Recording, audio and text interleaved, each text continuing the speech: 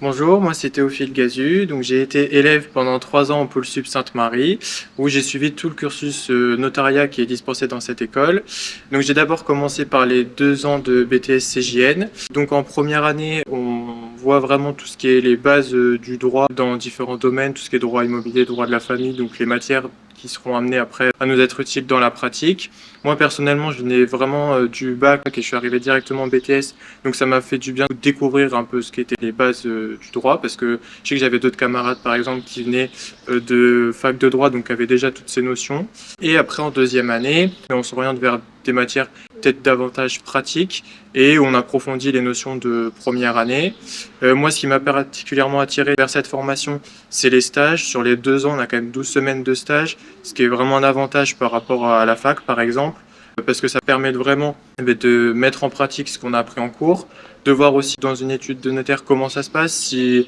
le métier pourrait éventuellement nous plaire après ou pas. En BTS, on était des effectifs vraiment restreints, donc ça permet vraiment un bon apprentissage, un accompagnement personnalisé, parce que vraiment on avait les professeurs, ils étaient très disponibles, ils étaient là vraiment pour nous aider et pour nous accompagner vers la réussite et vraiment pour qu'on ait notre examen au bout des 2 ans.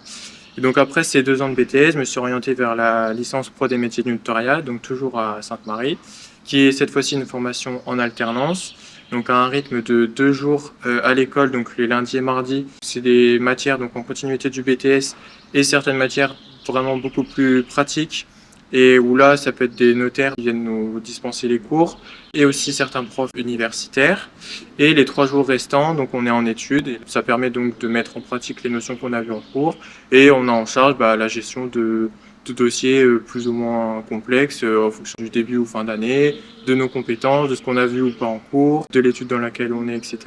Après cette licence pro des métiers du notariat, il y a 2 voies principales qui s'offrent à nous. Soit la voie universitaire, donc les masters, où là on repart vers une formation en initiale, soit le diplôme des métiers du notariat, DMN, donc qui est dispensé dans tous les INFN de France, qui est donc là une formation toujours en alternance et qui est vraiment pour le coup la continuité de la licence. Et moi, c'est la formation vers laquelle j'ai choisi de m'orienter. Donc pour toujours garder ce rythme et ce fonctionnement de l'alternance, toujours avoir un côté théorique, donc pour continuer à se former, avoir des qualifications supplémentaires et pouvoir les mettre en pratique et continuer aussi à progresser d'un point de vue pratique